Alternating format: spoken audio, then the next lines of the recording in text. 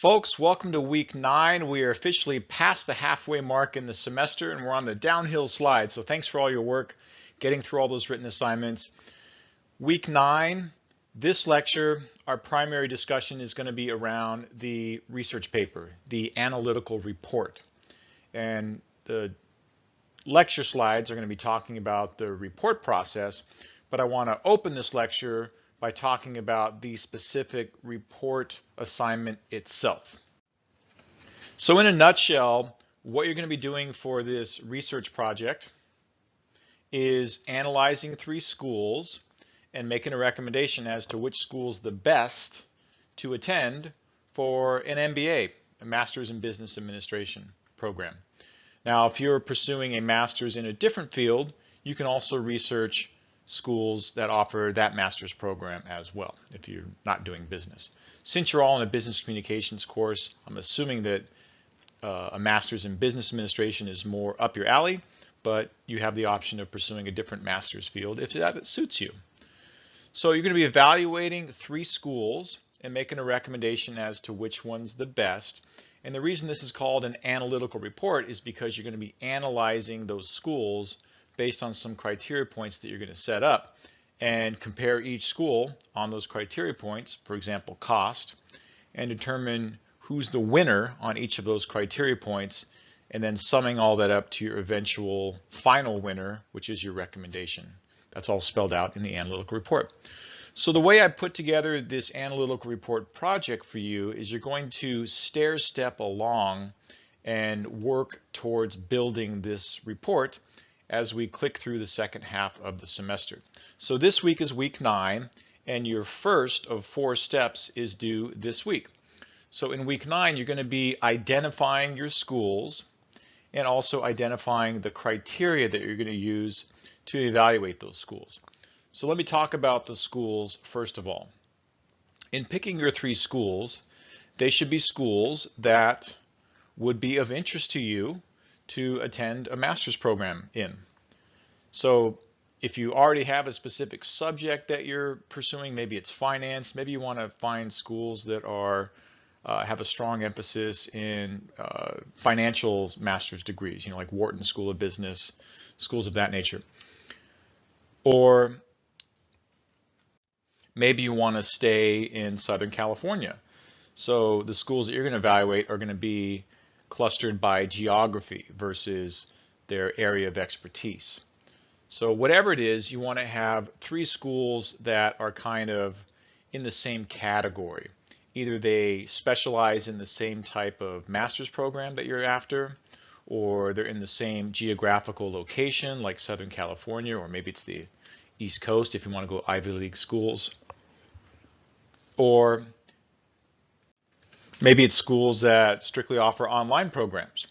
So whatever your determining factor is, the 3 schools that you pick need to be of roughly the same caliber of school. For example, you wouldn't want to select Harvard, Stanford, and National University, which I believe does offer some master's programs, right? So those are 3 distinct schools, or Cal State San Marcos, Wharton School of Business, and University of Phoenix, right? Those are all very different different tiers and kind of emphasis of schools. So find a way to cluster and pick 3 schools that are of interest to you, and they're in the same geography or area of emphasis or something along those lines. So that's where you should try to focus in on what schools you want to go after. And then let me talk about the criteria. So when we talk about criteria is really the yardstick by which you're going to analyze the schools. So common criteria points would be things like cost, but it could also be the caliber of the school. How much prestige does a degree from this school have versus another school? So the caliber of the school, what are the postgraduate salaries of graduates? How many people do they place? What's their job placement rates? That would all go under the caliber of the school. What about convenience? Convenience is Do they offer night classes, weekend classes, online classes? How easy is it to get through the program? Do they have a variety of different options for, executive MBAs or working students, things of that nature? That's what we mean by convenience. Accessibility. Accessibility is how hard is it to get into the school?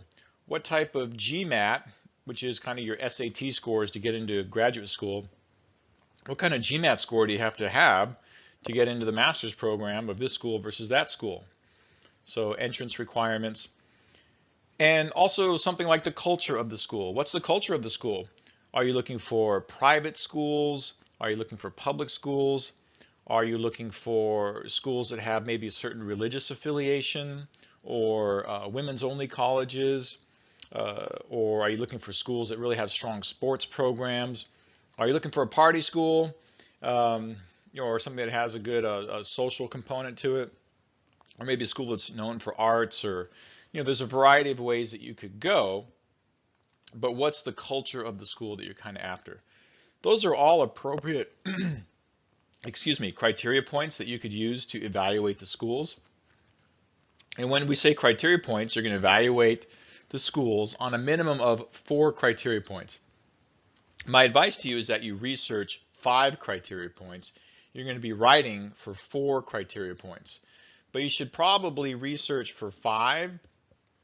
And you may find that I'm not getting any info on one of these 5 criteria points, or this one out of my 5 is kind of weak. So I'm going to go with my top 4 criteria points where I have the best research. Research 5 and then write about 4 criteria points. So for this week's assignment, this is a very simple assignment. You're simply going to, in the assignment itself, it's 10 points. In the comment box, you don't need to attach a PDF file. It's not a written assignment like your previous ones where you're typing up a formal document and saving it as a PDF and uploading it. You're simply going into the comment box of the assignment and typing in, here's my 3 schools, and here's my criteria points that I'm going to use to evaluate those schools. That's it. So that's your assignment for this week. Now, to further educate yourself on the analytical report project, when you open up the course and you're in the modules view, the very first module which you saw in week 1 when you started the course was the Start Here, Welcome to the Course module. And in that Welcome to the Course link in week 1, in that very first module, you'll see a variety of menu items, and one of them is Course Resources. You want to click on Course Resources, and then when you go into Course Resources, you'll see a bunch of resources like textbook information, and there's also a resource page under Course Resources that is for the Analytical Report project. You want to click on that link, and in there it'll give you, here's everything you need to know about the project. So the project is stepped. You have your first step that I just explained in this week, week 9. Next week in week 10, you have your second step where you're providing a works cited, which means you have to have your research done in week 10. So that's why I'm lecturing you on how to do research this week in week 9. And then in week 13, you have your third step. And in week 15, you have your fourth step. And then you turn in the final analytical report. But look at that analytical report resource page for more detail on what we're doing. Okay, so this week, pretty straightforward on the assignment. The rest of the lecture and my next slides, I'm going to actually be talking about Chapter 9 and understanding the report process and how to do research. So 3 learning outcomes for Chapter 9, understanding some of the different types of reports that are out there, from formal reports to less informal reports, and also proposals. Learning objective number 2 is how to basically gather information and research, and some of the methods for doing that. And then item 3 is how to interpret all that data and put it forward in meaningful data that you can present for an analytical report. All right, so here's your key terms out of Chapter 9. So you're going to be writing a formal report to do your analytical report. So a formal report is one where it has a cover page and a table of contents. And it has some window dressing elements to it, headers, it has a works cited. That's the type of report you're going to be writing for this project. And the specific type of formal report you're going to be writing is an analytical report. And I'll get into that in a little bit. So other things that are emphasized in Chapter 9 include another type of report is a proposal. So these are written up in business quite a bit when you as a business are writing a proposal to do business for somebody else. A client might ask for a request for proposals, and you're going to write up a formal proposal on that. You don't need to write a proposal in this class, but you should definitely look at some of the structures out of Chapter 9 if this is something you do. If you're a contractor or you're routinely writing bids and sending out proposals for work, you want to understand how proposals work. The other terms you see below proposal on the bullet points in this slide have to do with research terms, such as secondary and primary research. For this assignment, you're going to be doing secondary research. Secondary research is simply research that's already out there. It already exists. And you're going to go online and search websites. You might even look at the textbook. It's already existing. It's secondary research. Primary research is research you go out and get brand new. That's focus groups, that's interviews, that's surveys, where you need answers to a specific research question. You're trying to solve a certain problem. And there is no secondary research out there that's going to really address this for you. So go out and get brand new research. You don't have to do any primary research for this project. So that's good news. However, as you go on to a four-year university, your professors probably will ask you to do some primary research. You might have to build a survey on Google Forms, or do some live interviews of people, and that's primary research. Here's the good news. It's so easy to do primary research nowadays with Google Forms, which is a free Google product that enables you to build surveys very easily, multiple choice questions, all kinds of different survey questions, and it tabulates them all for you and puts them into graphs. So it's a very nice tool. Sample, validity, reliability, those are also research terms. Sample is how big is your sample size? If you're doing primary research, how many people are you talking to? So if you've taken your statistics classes yet, you know there's things like chi-squared statistics, and the larger the sample size, the more reliable your research is. Your confidence interval is higher, meaning your research may be off by 5% with a small sample size, but it may be off only 1% with a larger sample size. So that's what we mean by sample size, how many people you actually talk to. Validity, is the research valid? Is it accurate? Reliability goes along with that. And then our last term, plagiarism, which certainly comes into play when we're talking about writing reports, especially a formal report where you're actually doing research and citing sources. So I know plagiarism is a dirty word for students to hear. And the concern is, am I plagiarizing? How do I know if I'm plagiarizing? And what are the repercussions if I do plagiarize? Well, I'm going to get into that in this lecture. But basically, a research report, you're doing research, you're referring to other people who have written and studied about a certain topic, and you're taking their information and weaving it in as evidence for the case you're making in your report. As long as you cite those sources, then you're going to stay out of hot water. But if you take somebody else's research and plunk it into your report, and you don't make any mention that this actually came from somebody else, well, that's where you're in the realm of plagiarism. I'm sure you've heard this before in other courses. I think where students get tripped up is understanding how to properly cite sources, especially now in the online world where everything is available. You can cut and paste and move stuff around. So I'm going to explain that in this lecture as well. All right. So when we talk about writing reports, if you recall earlier in the semester, I was talking about how, when I was talking about time management way back in the beginning of the course, how I wrote a report for PECO about an international marketing plan for PECO to open up operations in France. So that was a formal report. And typically reports flow upwards in the organization as they're requested by higher authorities. Send me a report on it and they'll write up a formal report. They're logically organized because it's a comparative study, if you will. So they're meant to be objective. They're not opinion-based. They are very much research-based. And they're prepared for a limited audience that is requesting this information. So you can see the upward flow of reports in a business setting. So, there's operational staff. If we're lucky enough, we're writing reports and making presentations to the executive management team. When I was at Jack in the Box, we had the EMT, the executive management team. And as a product manager, I'd have to make presentations to them about new products that we would be seeking approval on to move forward with. And then the executive management team also has to report to the board of directors on performance of the company and how they're doing, with the CEO, the chief executive officer, being the ultimate liaison between the company and the board. And the board has the ability to vote people out of office if you're an officer of the company. And then the board of directors has to report to the shareholders. So they have to justify their existence, and the shareholders actually vote in for board members, etc. So you can see there's a flow to this information, and there's typically an annual report that all companies, public companies, have to prepare each year, and that flows up to shareholders to read about the performance of the company. All right, so let's talk about some of the different types of reports.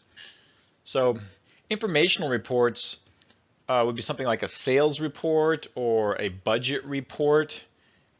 And what we're going to be writing is an analytical report. So that is basically information, but with analysis as part of it and an actual recommendation. So even some persuasion components to it. So information is just, here's information, here's our current sales report for this quarter. Whereas an analytical report is making a recommendation. Here's our sales data, and here's where we think we should go as far as new products that we should sell or something along those lines. So you're going to be writing an analytical report, comparing 3 schools, making a recommendation as to which one's the best to attend for an MBA program, as if you were submitting this up the food chain to your boss who's considering getting an MBA, and he asked you to write a report and analyze some local schools.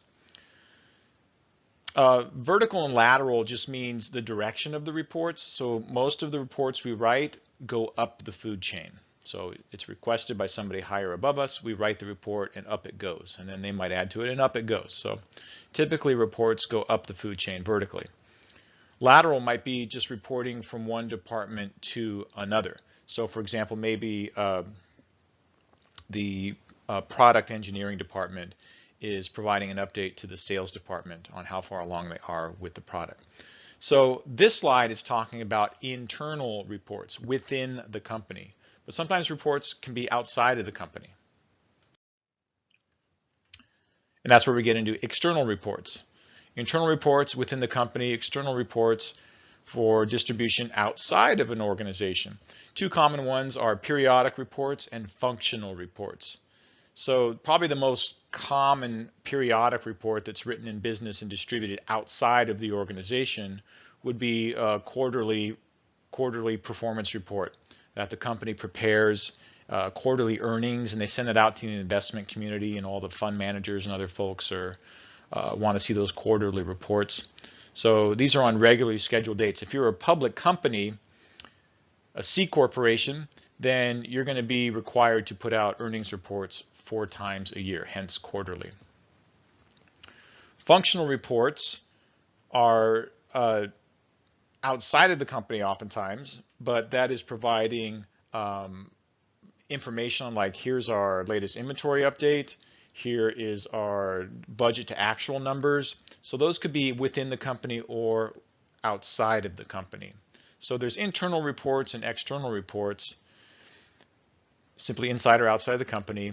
And then periodic and functional could be inside or outside of the company. So let's talk about proposals real quickly. So this is one business pitching their business to another company. Early in my career, when I worked as an account executive in the advertising agency field, we would hear about an RFP. Oh boy, the San Diego Zoo is putting out requests for proposals from advertising agencies. That means their advertising account is up for renewal, and all the agencies would be circling like vultures, furiously writing up proposals to try to get that account. So these are commonly done, and in the business realm, if you're a company that is handling other businesses, if you're providing services to other businesses, you're going to write a lot of proposals. And you can see some samples in the book there. And these are in response to a request for proposal, an RFP, or a call for a bid.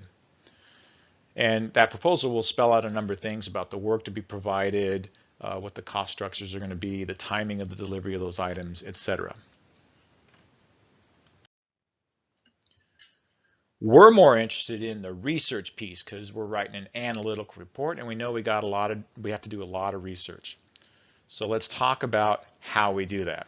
There's two basic types of research that you do as students. There's secondary research and there's primary research. Secondary research, I know I said this earlier in this lecture, it's stuff that's already out there. So you're going to be doing secondary research for this assignment. It's quick and it's cheap to get because it already exists, but it may not answer the specific question that you're trying to address with your research. In those situations, you have to go with primary research, data collected for the first time, talking live to people with interviews, or doing a survey that's brand new. If you put together a survey and people responded to it and you had it on Google Forms, and then you posted it on your company site, or you put it into a report that you turned into my class, well, thereafter, it's secondary research to anybody else who gets it. So that's the difference between primary and secondary. Primary research is just the very first time you gather that data. And usually it's because you have a specific research need. I already covered these terms earlier when I was going over the key terms at the beginning of this lecture, so I'm not going to revisit these, but please read through these definitions, and they're also listed in your book. So this is an important point to stress, is as you're collecting research, how do we know what's good research and what's not good research? As students, you have the burden of growing up in the information age, which means everything's available to you. The good stuff and the bad stuff. Everything's available to you. So you have all this information that you have to weed through and curate, meaning find what's the best stuff. How do we do that? So I'm suggesting that for your research project, for comparing 3 schools, which one's the best to attend for an MBA, you want to make sure that you're only collecting research that is going to satisfy a criteria point. Look at your criteria points, and is this research helping me answer one of my criteria points? Because here's what's going to happen. You're going to be looking for information, and you're going to go to the school website. Excuse me. And you're going to back up your research truck to the school website, and it's going to dump a ton of information to you, all about the school and how amazing and wonderful it is. But is it really verified information, or is it just marketing material that the school wrote? How do you know that it's good comparable data that you can use to compare one school versus another school on something like entrance scores? Well, there's a ton of great sources that you can use, and I'll get into that in subsequent weeks when you actually have to do your research. But for starters, there's U.S. News and World Reports. That's a periodical, a magazine. They put out annually a ranking of schools' MBA programs. So you could Google U.S. News and World Reports MBA ranking, and you'll get a ton of information off of that. Or just a Google search on MBA rankings will give you a ton of information. But be careful as you gather that information. Is it they're trying to sell something, or is it actual like independent research? Don't just go out and start collecting information. Oh, I found a source. Let's dump it in the hopper. Because you'll quickly get overwhelmed. You'll have too much research, and you can't curate and go through and determine what's good stuff and what's not. How do you know? Focus on your criteria points. Is this going to satisfy a criteria point? If not, ignore it. Ignore it for now. So evaluate the relevance of your research Now you can also read an article, typically has a title and maybe an abstract, which is a short little paragraph explaining what the article is about. And as you're reading online sources, you know, Wikipedia has lots of information. Is it the most solid and accurate information? Because it is kind of self-reported data, right? So does your website, does the article that you're getting from your website, first of all, you have a website, www.businessinformation.com. Okay, that's great. And then you find an article on there about MBAs. Is there an actual article title? Okay, well, there's an article. That's good. Is there an author who wrote that article, or is it just anonymous, which might be marketing materials? So, you know, you should kind of go with the, is there a title to the article? Was it written by somebody? And that's going to start improving the quality, the likely quality of that article. So have a focused approach. I can't stress this enough. Have a focused approach, and don't just back up your research truck to the school's websites, because they're going to give you a bunch of stuff, but it may not help. Look for some independent sources. Again, a Google search, MBA rankings, MBA comparisons will get you lots of good stuff.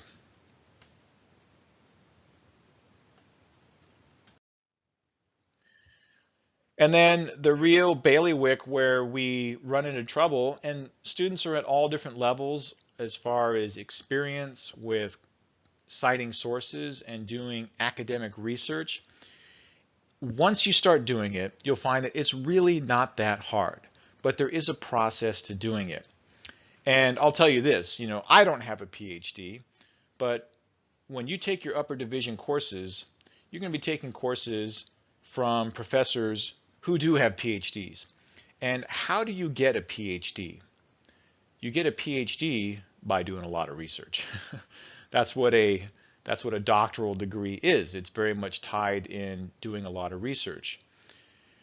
So they understand very thoroughly how to do research and also how to cite sources, because they've written numerous large reports as part of their doctoral thesis and all that stuff. So they're going to be more augured in, more focused on you doing your citations correctly. So I want to help you know how to do this now, because you might be thinking, when am I going to use this? When am I going to need to do research? This seems like a big waste of time. It's a bunch of detail work. How's this going to help me advance my business career? Well, it'll help you with your college career, which will lead to advancing your business career. So whether or not you use this in the future, it's something that's good to know. And once you get it right, you'll find out that it's pretty easy. Here's the good news. There's tons of online sources that make it very easy to correctly cite sources for your research papers. I have listed one link here. That's easybib.com. There's citation generators that are free, several of them.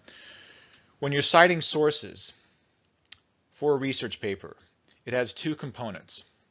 The first component is your works cited. You know, in high school, they may have called it a bibliography. So you're going to be writing a works cited for this paper. What is a works cited? It's actually a list of works cited is the official name. And a list of works cited means that everything that's on your works cited paper, page or pages, reflects sources that you've cited in your paper. So anything that's on your works cited needs to be cited in your paper. On the flip side, if it's cited in your paper, it needs to show up on your works cited. So the two work together. I oftentimes get reports from students where they've got this big long list of works cited and like none of it's cited in the paper.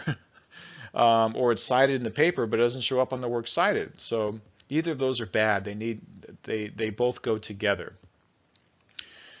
So how do you do that? Well, when you are doing your online research, you're going to have a website, and you're going to take that URL, you're going to copy and paste that URL, and you're going to pop it into a citation generator like easybib.com that you see over here. And basically what easybib.com is going to do is going to put the information in order. When you have a works cited, and works cited are listed alphabetically, meaning the citations that start, Alan, comma, Fred, the author of the amazing NBA comparison chart. He's the first one. And the last one is Zamboni, comma, Tony, NBA rankings by income made, right? So those are both different sources. He'd be the very last source in the list. So they're alphabetical order. They also have a hanging indent, which means after the first line, the second line is indented 5 spaces. You can go online and look for works cited samples and find plenty of these. We're following the MLA, Modern Language Association format. I know in different classes, maybe you do APA format. In the MiraCosta library, there are some wonderful pamphlets, some handouts as you go into the main entry and look to your left. There's a kiosk there that has some pamphlets. They're yellow and explains the MLA format. So in your works cited, it's going to have, the first thing is, do you have an author? Do you have an actual author who wrote the article? Yes or no? If not, the very first thing that's going to show up in your citation is the title of the article. Do you have a title of your article? Does your article actually have a name? Yes or no? If you don't have that, then you should at least have the name of the website, San Diego State University Admissions and Records website. That'd be your starting point. All of your research sources, especially if you're doing them online, which is the bulk of what you're going to do, are going to at least have a website. As I mentioned earlier, the higher quality research is stuff. Does it have an author? Yes. Okay, then it has an article name. An author wrote an article. If not an author, at least an article.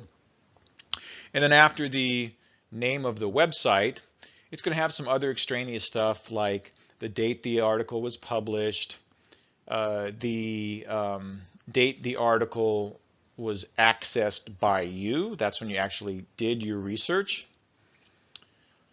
And it's going to lastly have typically the URL, the full URL.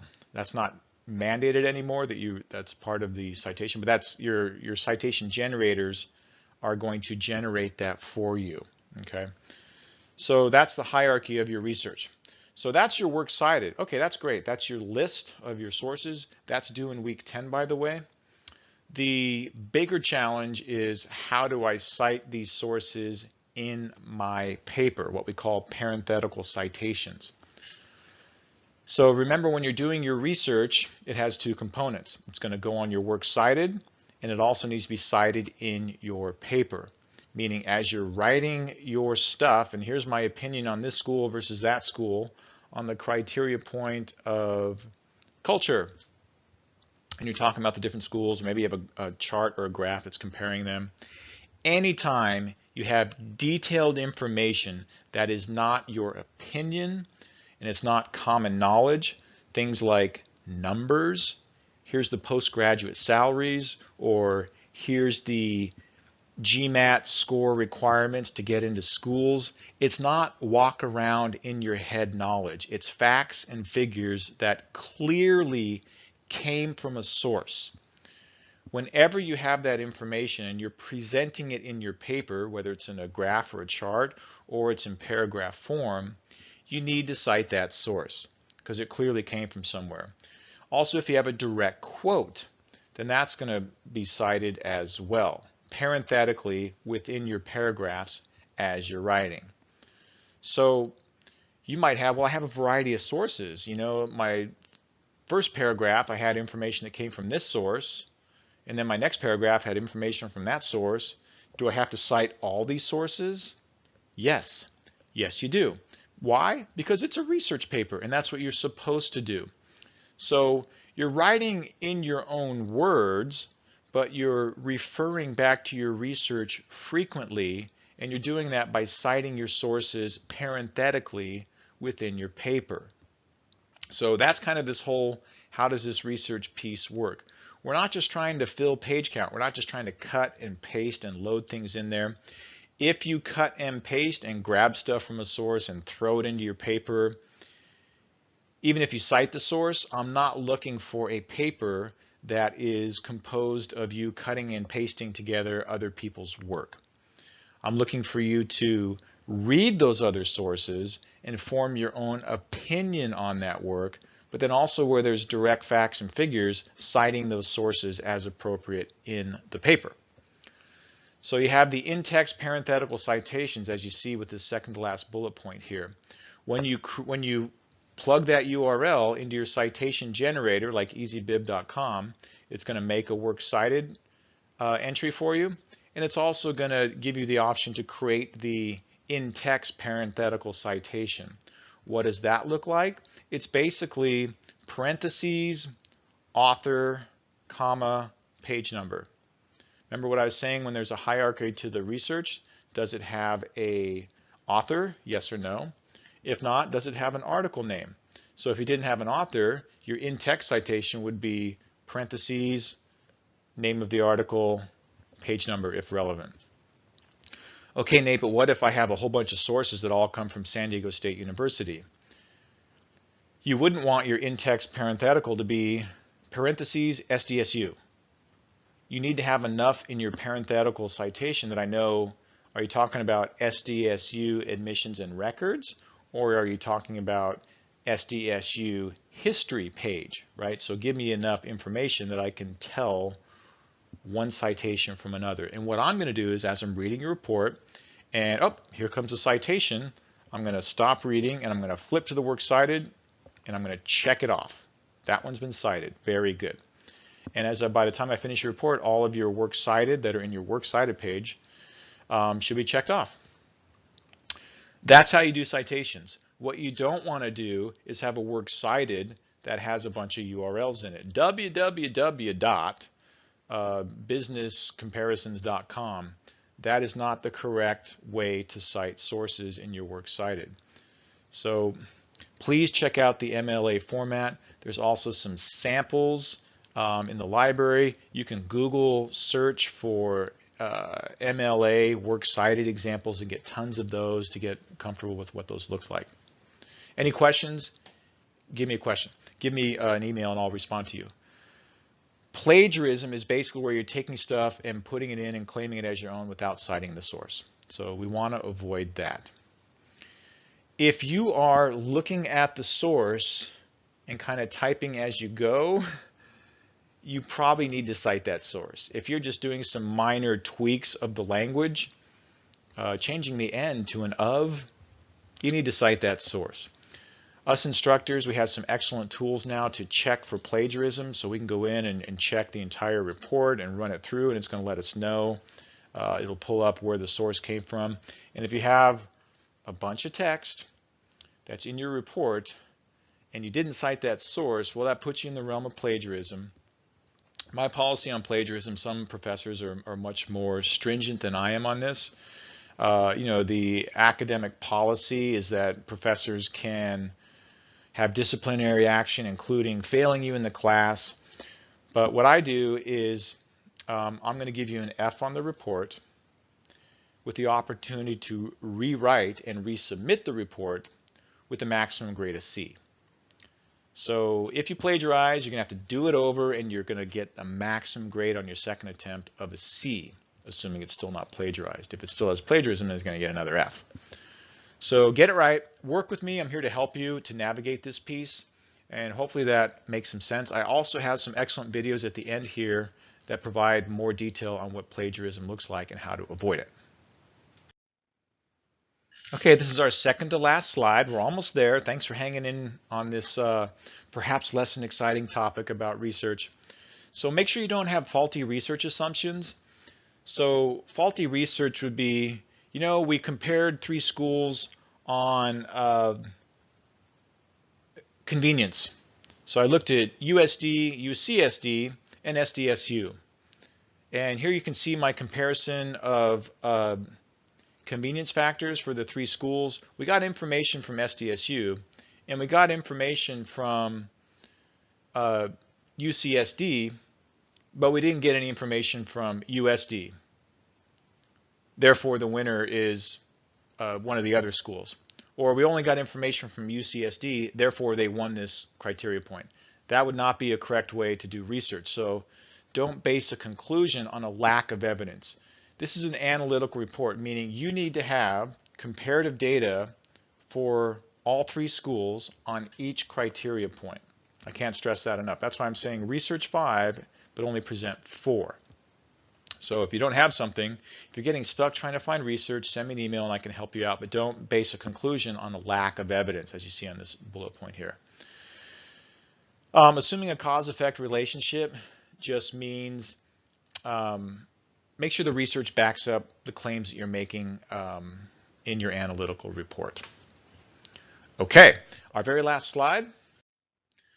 I strongly encourage you to check out these tutorials if doing research and citing sources is new to you, or if it's something that you're a bit rusty on, or you've tried it before and didn't do well. Check out these 2 sources. They will definitely help you out with this piece. And that's it. So your first step in the analytical report project is due this week. So you'll see that in the week 9 module under assignments. Very simple. Identify your 3 schools and identify your criteria points and type those up in the comment box of your assignment. Thanks for listening. Any questions about research, please don't hesitate to send me an email. Thank you.